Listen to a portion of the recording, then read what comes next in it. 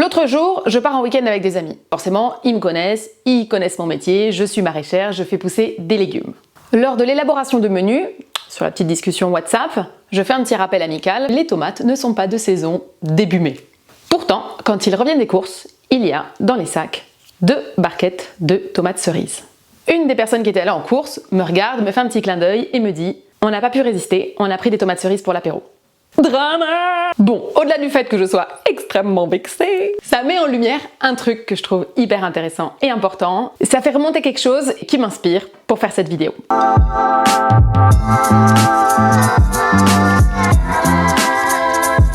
Quand on parle de consommer des légumes de saison, on en parle comme si c'était un énorme sacrifice. Alors qu'en fait, suivre les saisons, ça peut être une immense source de bonheur. Et moi, j'aime bien parler de trucs positifs. Donc je vais pas faire que cracher mon venin et ma vénéritude dans cette vidéo, je vais aussi beaucoup vous parler de choses positives. Donc vous pouvez rester. Dans cette vidéo, je vais vous expliquer pourquoi suivre les saisons, parce qu'au fond, je suis sûre qu'il y en a plein qui savent même pas exactement pourquoi il faut le faire, et c'est tout à fait normal. Et numéro 2, quel bonheur peut en découler. Pour ceux qui ne me connaissent pas, je m'appelle Marion Sarlet, je gère avec mon mari une micro-ferme hydroponique depuis 10 ans, on fait pousser des plantes, c'est une reconversion professionnelle et le monde de l'agriculture me passionne et sa méconnaissance me sidère. Donc je fais des petites vidéos pour expliquer facilement comment ça marche en fait de faire pousser des plantes. Voilà. Pour en revenir à mon drama, il faut savoir que mes amis, ce sont des personnes qui sont préoccupées par l'environnement. On a eu de longues discussions sur le zéro déchet, sur le fait que ce soit inconcevable d'acheter des trucs sur Shein, voilà, la fast fashion, et sur le fait qu'il faille faire plus de tourisme en France pour éviter de prendre l'avion. Les amis, on vit à une drôle d'époque, je vous apprends rien, j'ai l'impression qu'on culpabilise de plein de choses. On évolue dans un monde où il faut faire attention à tout, si on achète des petites madeleines pour le goûter suremballées, on culpabilise. Je suis pas du tout une extrémiste et je pense qu'on peut pas du tout tout faire parfaitement. Moi-même, je mange de la viande, je prends l'avion parfois, je pense qu'il faut faire des choix, étudier ce qu'on va pouvoir améliorer et là-dedans choisir ce qui affectera le moins notre santé mentale. En fait, il faut choisir un peu ses combats. Le problème, c'est qu'on n'est pas tous des spécialistes de tout et qu'on n'est pas non plus vachement aidés par la communication sur le sujet et on peut facilement tomber dans des pièges qui en fait vont nous pousser à la consommation au lieu d'être plus respectueux de l'environnement. Vous voyez ce que je veux dire? Je vais vous donner un exemple. Donc moi, je roule dans une vieille diesel. Je l'ai depuis que je fais de la conduite accompagnée, depuis que j'ai 16 ans, donc ça fait 20 ans. En plus, c'est une assez grosse voiture, une familiale, donc niveau pollution, c'est vraiment la cata. Forcément, j'arrête pas de tomber sur des communications, des voitures vertes, etc. Donc mon premier réflexe aurait été de me dire, non mais là ça va pas du tout, faut absolument que je change de voiture, je vais acheter une voiture électrique. Franchement, c'était tout vu quoi. Et heureusement, j'ai des gens dans mon entourage qui s'y connaissent en voiture électrique et ils m'ont un petit peu secoué et ils m'ont expliqué les choses très factuellement, que ma vieille diesel qui a 290 000 km, je la revendrai jamais, que forcément elle irait à la casse. Que jeter une voiture qui fonctionne encore, c'était la pire décision écologique que je puisse prendre. Qu'il fallait 1000 fois plus continuer de rouler avec ma vieille voiture, jusqu'à ce qu'elle rende l'âme, plutôt que de m'en débarrasser pour acheter une voiture qui consomme certes moins, mais qui aura été fabriquée. Construire une voiture, c'est 1000 fois plus polluant que ce qu'elle consomme. Bon, je m'explique un peu mal, mais vous voyez ce que je veux dire. En fait, j'avais pas toutes les informations en main, c'est vrai que j'avais pas pensé au poids écologique de la construction d'une voiture au moment où j'ai réfléchi à ça.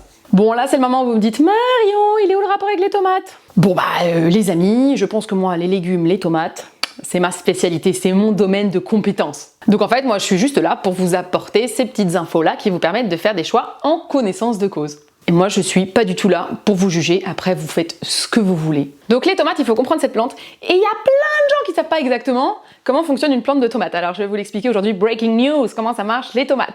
Donc la tomate est une petite plante qui se sème vers février-mars, elle va pousser, à partir du moment où il fait un peu chaud, elle va commencer à faire des feuilles, et à partir du moment où les journées commencent à être longues, là, tac, c'est un signal qui lui indique, on fait des fruits. Elle fait des feuilles, elle fait des fruits, elle fait des feuilles, elle fait des fruits, et en fait on va récolter les fruits dès qu'ils sont mûrs, mais au-dessus il y a une autre grappe qui va mûrir, on récolte, etc. Donc à la fin, quand on aura bien récolté, on aura une longue liane.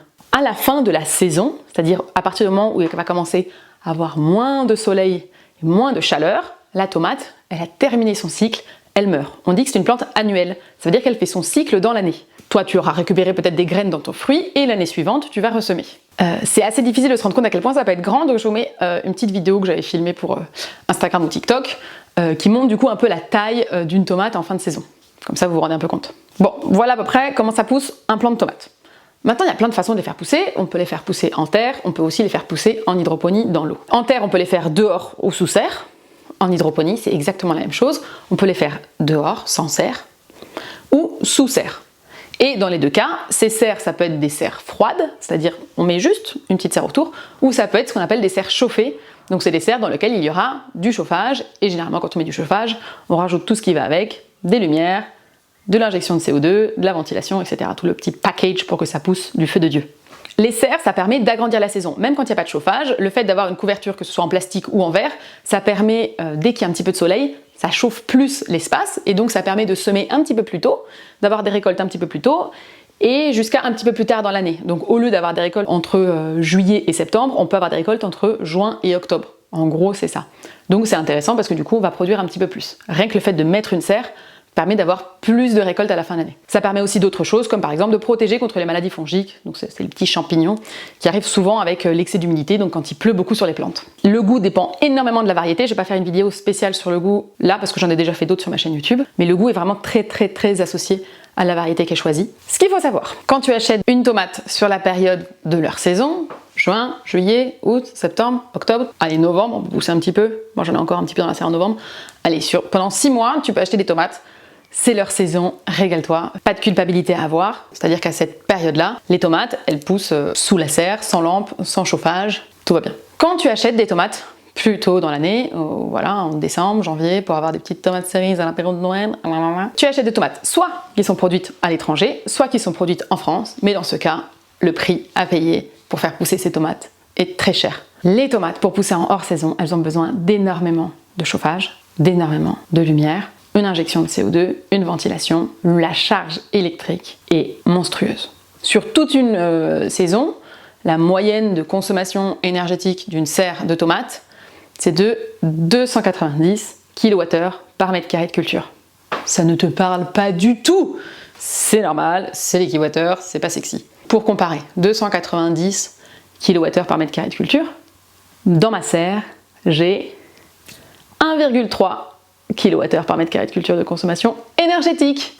Voilà, j'ai 200 fois moins de consommation énergétique dans ma serre non chauffée, non illuminée, non injection de CO2, non ventilée. Et le truc, c'est que quand tu achètes une tomate à l'arrivée des beaux jours, je comprends, ça se t'entend là, les soleils arrivent, on a envie de se faire des petits apéros d'été et tout. Et donc tu te dis, début mai, ça va, j'ai une tomate, il fait beau, il fait chaud, elle pousse. Non, en fait, la tomate, elle n'a pas commencé à faire ses fruits au mois de mai. Les tomates, elles sont comme ça, elles sont vertes et encore, si t'as de la chance. Moi, pour l'instant, j'ai encore que des fleurs. C'est pas parce que ça y est, il fait beau que les tomates, en 2 secondes, elles sont arrivées et elles ont rougi. Donc les tomates que tu consommes au mois de mai, ça veut dire qu'en fait, pour rougir, pour être là, pour être grosses, rondes et rouges au mois de mai, ça veut dire que pendant avril, elles étaient sous lampe. Elles étaient en train de se faire brûler le coquillard, alors que toi t'es là, oh je vais faire des petites économies, je vais éteindre la lumière, machin bidule, j'ai acheté des lamplettes, nanana, mais tu bouffes des tomates qui ont poussé sous le feu de l'énergie. C'est dommage, c'est trop dommage. Ça me frustre énormément. Soit elles sont produites en France avec énormément d'énergie, soit elles viennent de l'étranger.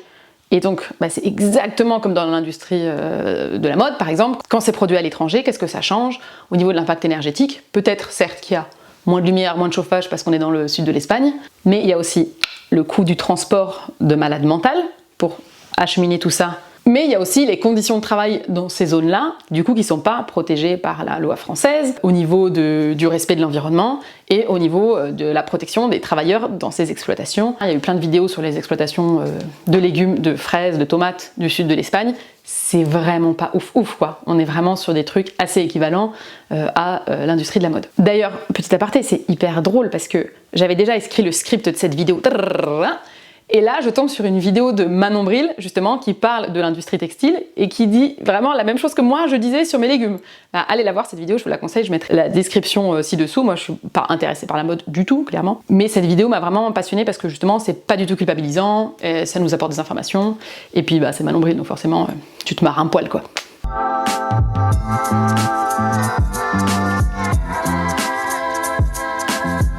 Bon, alors, pour résumer, soit on mange des tomates en saison, dans ce cas, c'est top. Soit on mange des tomates hors saison, et dans ce cas, ça veut dire soit qu'elles ont poussé sous serre chauffée et sous lampe, soit qu'elles viennent de loin, de pays du sud probablement, où les conditions de travail sont pas forcément ouf, où les normes sanitaires ne sont pas aussi strictes qu'en France, et où elles ont subi tout un transport hyper polluant. Mais alors, est-ce que cette histoire de tomates, elle s'applique à tous les légumes? Et c'est là, les amis, que je vais vous dédramatiser tout ça. C'est pas le cas. C'est sûr que quand on regarde son petit calendrier de fruits et de légumes des saisons, on peut se dire « Wow, sur certains mois, je vais un peu déprimer, il n'y a pas grand-chose à manger. » Donc en gros, je vais redessiner votre vision des fruits et des légumes de saison en les classant en 3 catégories. Il y a certains fruits et légumes qui vont être disponibles à peu près toute l'année parce qu'ils vont pousser à peu près toute l'année.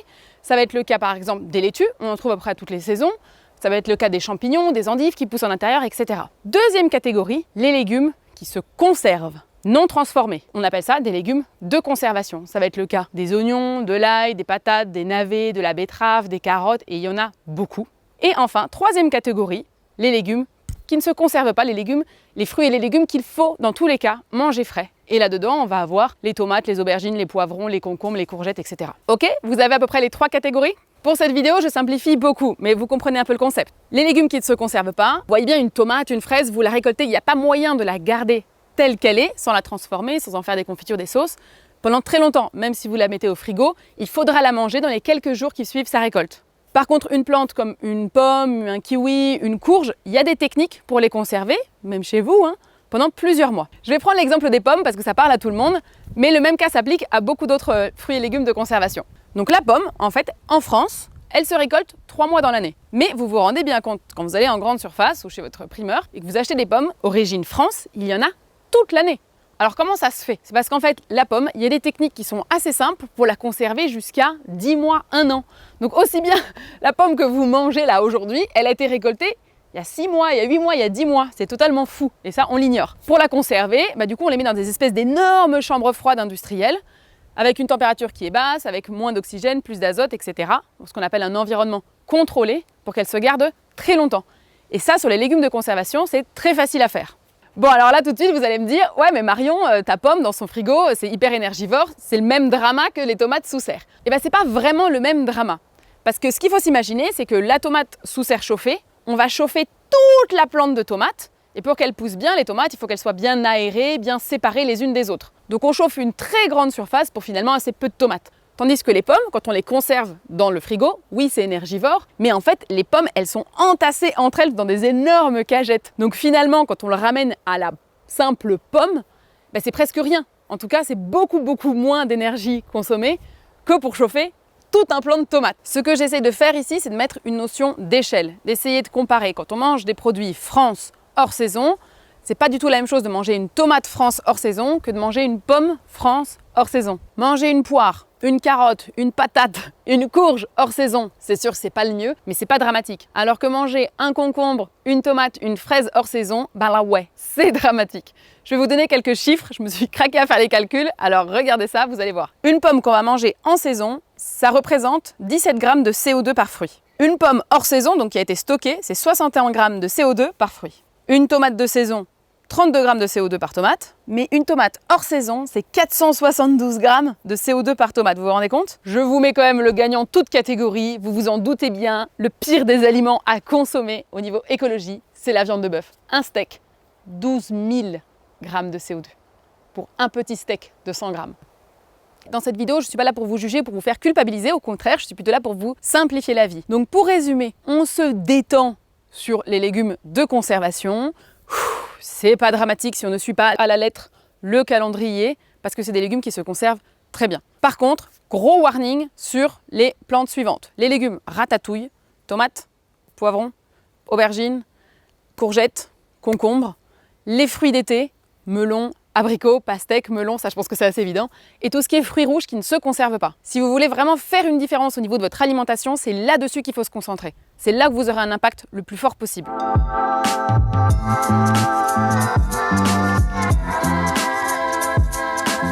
Maintenant qu'on a fait la conclusion sur comment ça pousse une tomate, quel est l'impact de manger une tomate hors saison, ce que je voudrais vous dire, c'est pourquoi est-ce que c'est vachement cool de manger une tomate de saison.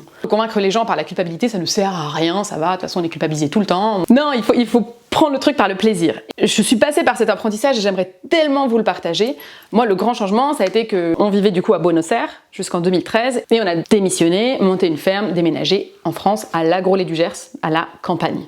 mais campagne. Ça a été un bouleversement dans ma vie que j'aurais jamais pu m'imaginer. Et j'ai vraiment réappris à m'alimenter à partir du moment où je suis arrivée à la campagne. C'est hyper difficile à expliquer et en même temps j'ai tellement envie de vous le transmettre parce que c'est tellement cool. Je sais pas si je vais réussir. Mais le fait d'être du coup dans la nature, c'est-à-dire que pour aller travailler, je traverse des champs, etc. Le voir et y être confronté tous les jours, on s'imprègne de plein de choses. C'est-à-dire qu'on observe quand c'est le moment où les bourgeons arrivent, où les fleurs arrivent. Il y a un changement dans la végétation, il y a un changement dans le comportement des oiseaux. On vit les choses très différemment que quand on est en ville. Quand on marche pour aller au travail, on passe devant des boutiques et en fait c'est exactement les mêmes enseignes et les mêmes paysages. Qu'on soit au mois de mai ou qu'on soit au mois de septembre-octobre. Et évidemment, le fait de travailler dans le monde de la production végétale, ça m'a vachement sensibilisée. Et le fait d'aller livrer des endroits comme le MIN, marché d'intérêt national, l'équivalent de Rungis à Paris, je comprends du coup tous les échanges alimentaires qui se passent dans le monde entier. C'est une logistique de psychopathe malade mental pour que tout soit disponible tout le temps. Tu vois les tonnes de camions qui rentrent, qui sortent, tu vois les noms, Kenya, Israël et tout, c'est là, mais wow, c'est hallucinant parce que toi quand t'es dans ton supermarché, tu fais pas trop attention. Et du coup, j'ai commencé à regarder les petites étiquettes de provenance, etc. Et puis je pense que je me suis pas mal calquée sur la façon dont vivaient aussi les gens ici qui consomment énormément de saison, qui font énormément de conserves à partir des légumes de leur potager pour réussir aussi à avoir un peu des bonnes petites choses toute l'année. Et les conserves suivent les saisons. Donc là, en ce moment, hier, on a fait de la confiture de fraises parce que c'est la saison des fraises, donc tu as l'habitude de voir ton producteur de fraises. Big up à Gaëtan et Céline, je fais mes confitures pour l'année. Voilà, je sais qu'en septembre, je fais les confitures de figues. Là, j'ai fait le sirop de sureau parce que c'était la saison du sureau. Et en fait, chaque mois arrive avec ce petit lot de DIY, cuisine, fabrication maison qui est hyper satisfaisant. Tu sais que tu as une petite fenêtre de tir. Donc, tu vois, le sureau, pendant un mois, il est là et ensuite, il est plus là, c'est fini. Et donc, du coup, tu regardes les ombelles qui sont pas encore ouvertes et ça, ils t'envoient des messages à tout le monde. C'est pour bientôt, nanana, parce que tout le monde fait ça. Et donc, tac, tu regardes tes bocaux, c'est bon, j'ai des grands bocaux. D'ailleurs, il y a une petite recette sur le champagne des fées dans la chaîne YouTube, vous pourrez aller voir. Tu sais que tu as un créneau qui est court et il faut pas que tu le rates, sinon tu n'auras pas des conserves pour le reste de l'année. Et en fait, il y a une petite excitation qui en est. Et ensuite, tu fais ton petit truc, ensuite tu es trop fier le reste de l'année d'avoir fait tes petites conceptions maison. Et quand tu as des amis qui viennent à la maison, que tu leur fais bouffer ton ketchup maison, tes tomates séchées maison, etc., c'est hyper kiffant, quoi, évidemment. Il y a une grande fierté, c'est très gratifiant, en fait, de faire ça. Et le fait qu'il y ait un petit temps pour le faire, ça te motive d'autant plus à te lancer à le faire. Et si c'était disponible toute l'année, je sais pas si je me motiverais. Voilà, et donc pour les légumes, c'est exactement la même chose. En fait, l'année est totalement rythmée par les trucs qui vont arriver. Donc en début de saison, un des premiers trucs qui arrivent, ça va être les fleurs de mimosa. Tu vois, c'est une joie, c'est des premières fleurs qui arrivent et tout est tout gris, marron, et même pas encore beaucoup de feuilles, et t'as le mimosa en fleurs. Et là, tu le guettes. T'es sur la route, tu conduis, tu guettes, waouh, ça y est, les pompons de mimosa sont là. Tu sais que bientôt ça va être la saison des asperges. Et pareil, la fenêtre des asperges, elle est courte. Donc dès que c'est la saison, tu te précipites et du coup t'en manges, mais genre plein.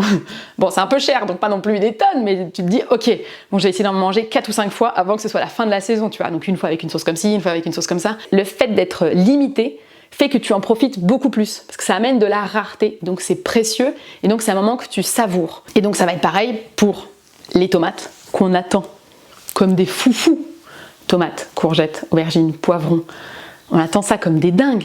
Et la première tomate, ça va me générer une émotion incroyable parce que je sais que ça va être la première tomate. Et chaque année, je vais choisir le moment et tout. Généralement, je vais choisir plutôt une tomate cerise, je vais être avec mes enfants. La première tomate de l'année, oh. Et c'est une teuf. Dans toute ma vie d'avant où je bouffais les tomates toute l'année, il n'y avait aucun moment cette joie du légume retrouvé, cette petite teuf, cet énorme kiff. Ça n'existe pas en fait, toutes mes émotions étaient plates par rapport à la tomate parce que j'ai toujours été là, zéro kiff quoi, comme la patate. Il faut apprendre à gérer l'hiver sans. Donc les premiers hivers, c'est vrai que c'est un peu difficile parce que tu te dis, waouh, finalement mes choix ils sont un peu limités, c'est un peu ennuyeux, tu tournes autour des mêmes recettes. Mais au final, au bout de quelques années, là, c'est pas du tout eu l'impression de m'ennuyer avec les légumes disponibles parce que je pense que ça y est, j'ai développé assez de recettes rigolotes et fun avec toutes les courges et les choux qu'on a sous la main, et toutes les petites conserves et les sauces qu'on fait avec les légumes d'été qu'on ressort en hiver. Mais quel bonheur, là, quand on va réavoir les premières courgettes, on va sauter dessus, enfin, j'en salive rien que d'y penser. Et donc je vous souhaite de connaître aussi ce bonheur-là, qui vaut le coup de se priver de la... On a pris les petites tomates cerises parce qu'on s'était dit que ce serait cool pour l'apéro. En vrai, ça vaut pas le coup. Si vous attendez et que vous les prenez de saison, ça va vous apporter une joie immense. C'est pas un très gros effort par rapport à la joie que ça va vous apporter. Partagez cette vidéo autour de vous s'il y a des gens qui comprennent toujours pas l'intérêt de manger des petites plantes de saison. Merci pour ceux qui sont restés jusqu'à la fin, ça me touche beaucoup. Et si vous avez des questions, n'hésitez pas dans les commentaires à me faire savoir. Ciao! On va faire un petit sondage rapide. Si toi aussi tu penses que c'est important de manger des légumes de saison, tu mets un petit pouce en l'air. Abonnez-vous à la chaîne, ça me ferait extrêmement plaisir. Je pense que c'est source de plein d'informations. Si cette histoire d'hydroponie, bioponie, aquaponie vous a vachement intrigué, que vous vous posez des questions, qu'est-ce que c'est, comment ça marche, c'est quoi cette histoire de l'eau, bien j'ai écrit un petit livre sur le sujet. Voilà, je vous le mets aussi dans la description. Comme ça vous avez toutes les infos, ça coûte pas cher, vous l'achetez en ligne sur notre site internet. Il y a même un e-book gratuit sur notre site internet. Vous pouvez aussi aller télécharger si vous n'avez pas envie de payer un livre. Voilà, il y a de tout pour tout le monde. Régalez-vous.